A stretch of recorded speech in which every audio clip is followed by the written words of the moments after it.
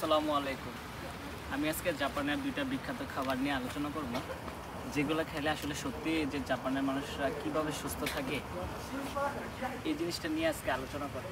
তো প্রথমত হচ্ছে এটার নাম হচ্ছে জাপানের নাটো নামে পরিচিত, আর এদিকে একটা আছে জাপানের, এটা হচ্ছে একটা চিজ জাতীয় কেক। এটা নিয়ে পড়াশোনা করবো। তো প্রথমত আসলে এইটার সম্পর্কে আসলে অনেক কৌতূহল আছে। নাট্টুর সম্পর্কে এটা সবাই খেতে পারেন অবশ্যই, কারণ এটা নাকি অনেক একটা মানে দুর্গন্ধ জাতীয় খাবার। তবে এটা খেলে শরীরের ব্যথা, তারপরে আদার্স যত ব্যাক সাইড যত রোগ আছে সবগুলা দূর হয়ে যায়। তো এটা চলেন একটু খুলে দেখা এটার মধ্যে কী কী আছে।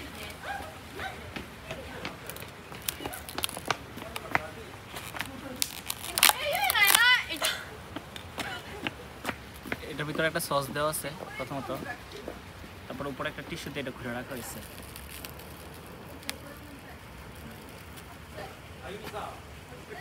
খাবারটা আসলে বাংলাদেশের সিমের বিচি জাতীয়। আচ্ছা, টেস্ট করে দেখি কেমন লাগে।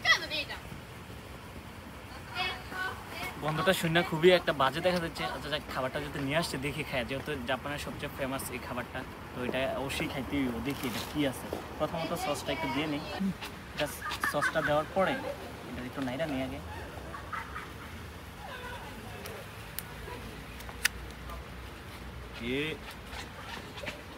অনেক মজা বোঝা যাইতেছে, দেখে একটু টেস্ট করি।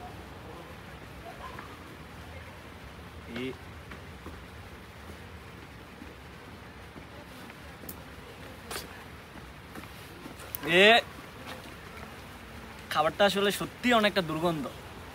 যাক, তারপরে শরীরের জন্য, বাত ব্যথার জন্য আসলে এটা অনেক ভালো। যে ব্যথায়, কোমরে ব্যথা, মাথায় ব্যথা, যত জায়গায় ব্যথা আছে এটা খাইলে সত্যি মানে ভালো হয়ে যায়। আরেকটু খাই দেখি।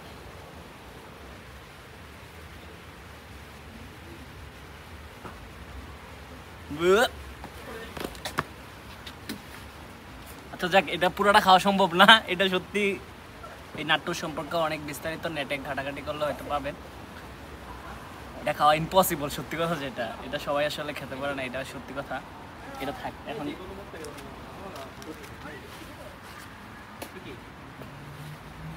কেমনে যে ভাই খায় এটা আমার পক্ষে সম্ভব না ভাই।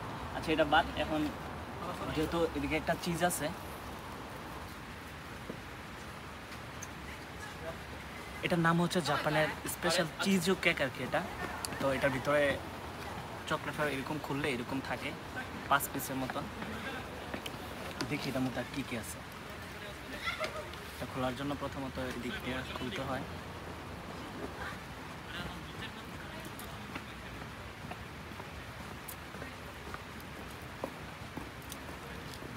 আঙ্গুলের ফ্লেভারের চিজ এটা একটা। তো এটা কেমন হয় এটা ট্রাই করে দেখি।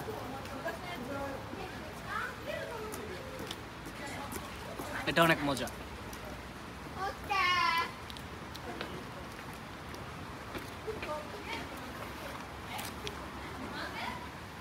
চিজের সাথে আঙ্গুর ফল জেলে তারপরে এটা মিক্সড করে তারপরে এটা বানাইছে।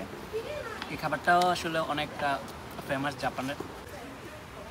তবে জাপানের সবগুলো খাবারই যে সবগুলো প্যাকেটে একদম ছোট ছোট থাকে যেটাই, কিন্তু এগুলো আসলে সত্যি অনেক এক্সপেন্সিভ, যেগুলো স্বাস্থ্যের জন্য অনেক ভালো।